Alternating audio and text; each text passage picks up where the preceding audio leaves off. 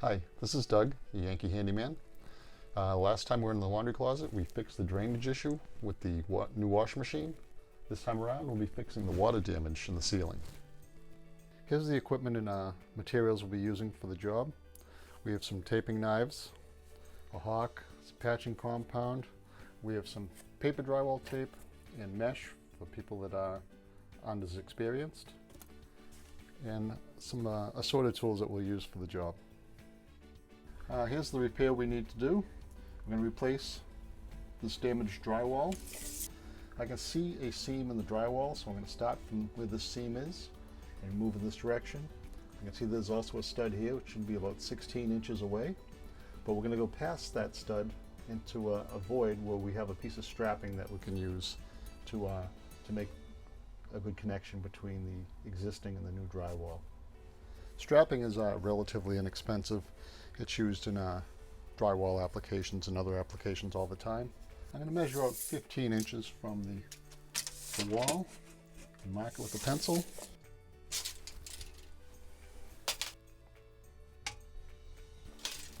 That'll give us our point from A to B to make a nice straight line. Well, I made a measurement of 28 inches from the seam across at the wall and 15 inches up and at 15 inches up, so we should have a nice square piece, 28 by 15. And now we'll start to cut it out.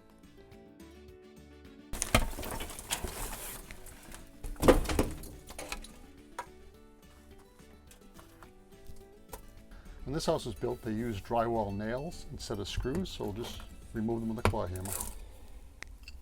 When we opened up the ceiling, we discovered some mold on the insulation, so we're going to remove that and replace that before we patch the ceiling.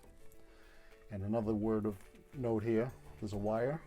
We're going to mark on the ceiling where the wire is. So when we're putting screws to the new drywall, we'll avoid where the wire is.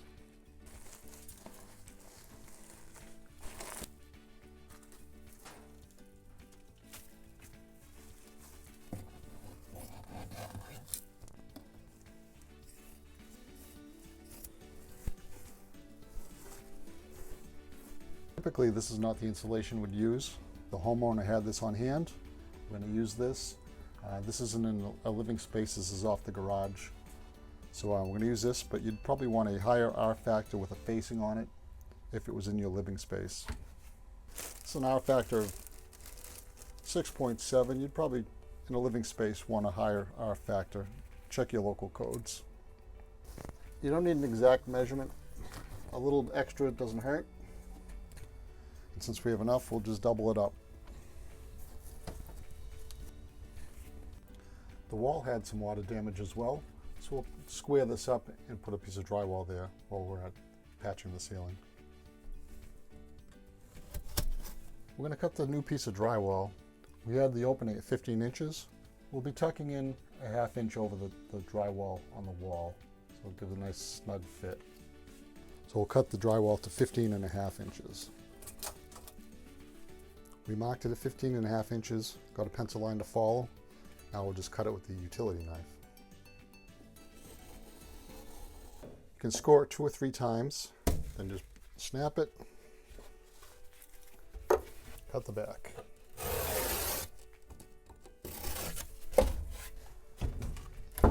This construction of the house was made, they used strapping across the joist to hang the drywall on, so it makes our job a little easier. What I've used is 1 1/8 screws. Whenever you're patching, you don't need 2 or 3 inch long screws because you could just hit wires or pipes or what have you. Bought a 2 foot by 2 foot piece of drywall, hoping that would fit. Comes up a little short, so we're going to have to extend this from the 2 foot width of the panel we had. At 4 1/4 inches, so we'll cut it just over 4 inches, give us a little wiggle room, by 15.5.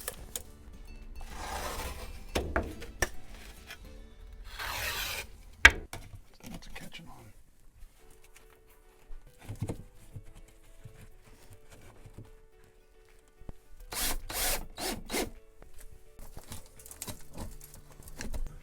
The damage to the wall extended a little further than the first cut, so we're just bringing it back to a more solid piece and squaring it up.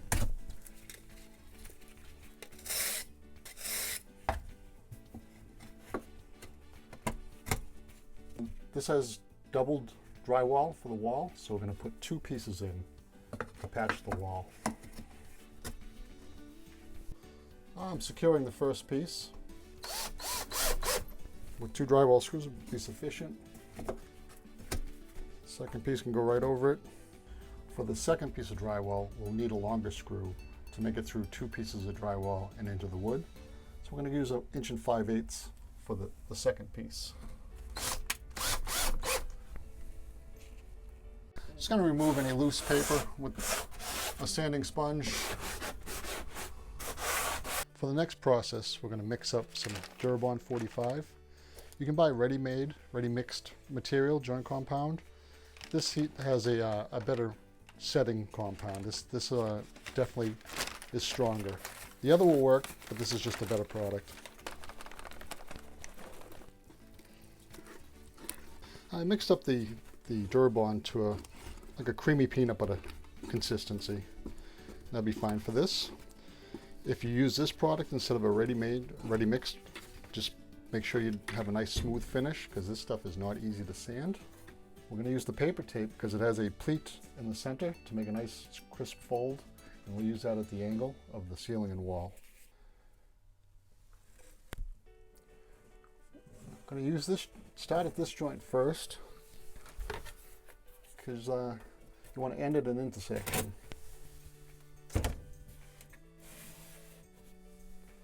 Then we'll do the outer ones.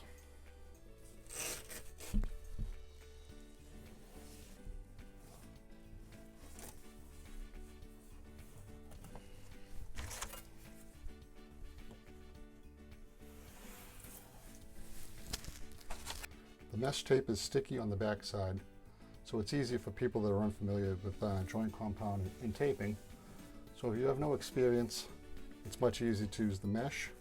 When you gain more experience, you can use the paper. The paper is thinner and it's easier to hide at the end. But for people that are inexperienced, the mesh tape would probably be easier for them to use. This paper tape has a pleat down the center of it, so it folds. It gives you a nice crisp line down the center, so you have a nice crisp line on the end of your work. The paper has no adhesive on it, so it's going to stick there with the joint compound. Now we'll begin with the joint compound. I'm using this tool. It's called a hawk. It's easy to control where you have your work, your product, and where your working space is. It's not necessary to own one, but it just does make it a little easier. So here we're going to start with this joint. I'm going to lay it on nice. Then a little pressure on the outside edges so you don't have too much excess.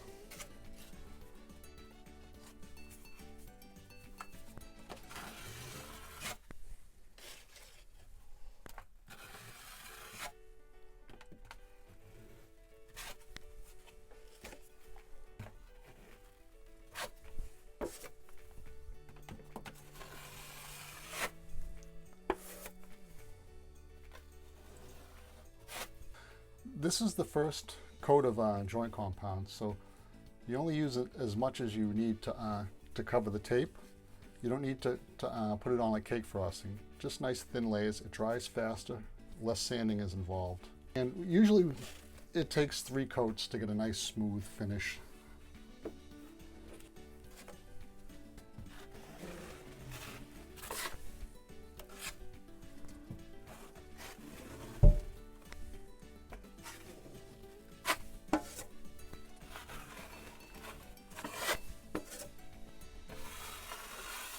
As you're doing it, one smooth glide from one side to the other. You don't want to stop in the middle and create ridges that'll be more difficult to cover over later. So when you're done, one final one on each side, one long smooth one. Where we're putting on the paper tape, it's a different application. We have to use the joint compound before we put the tape on. The joint compound is what's going to hold it in place.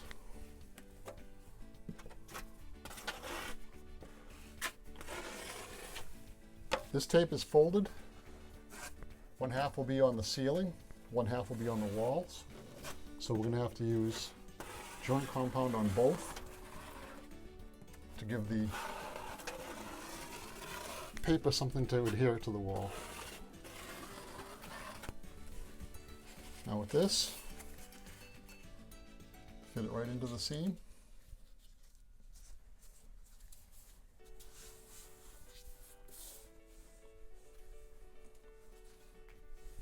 Start from the middle and work to the outer edges.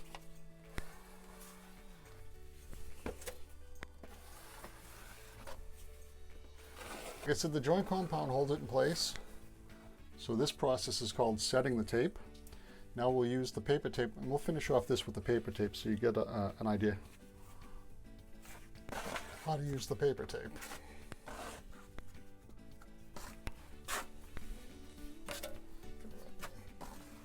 Now with the pleat, you want the folded side inward when you're using it flat.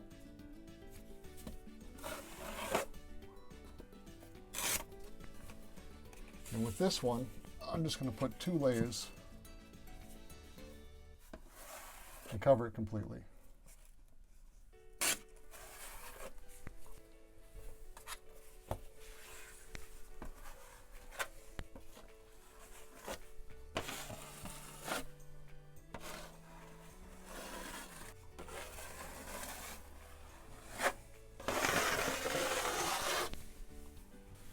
This material dries very hard. It's not easy to sand.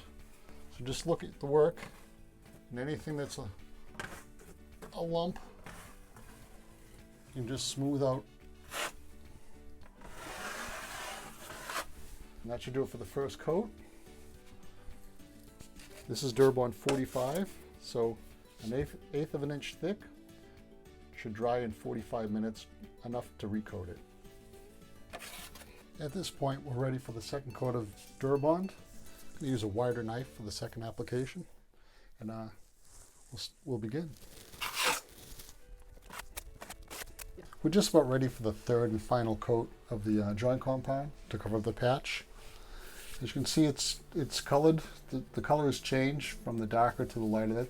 As it's drying, it becomes lighter. It's dried enough now to recoat, but for the final sand and paint, you want it all to be uniform color, completely dry. But to recoat it, this is dry enough. We switch to the even wider knife now, the 10-inch knife, to put the final coat on. And this should be the final coat. The next step after this will be sand and paint.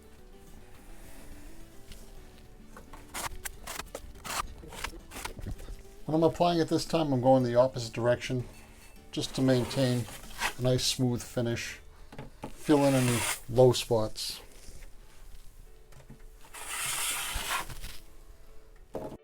I'm kind of going at a 45-degree angle.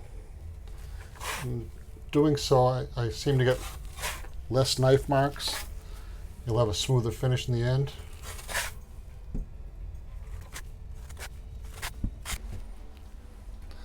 Now that we've applied the third and final coat, give it plenty of time to dry. Then we'll sand it, prime it, and it may require a touch-up of some joint compound before the final painting.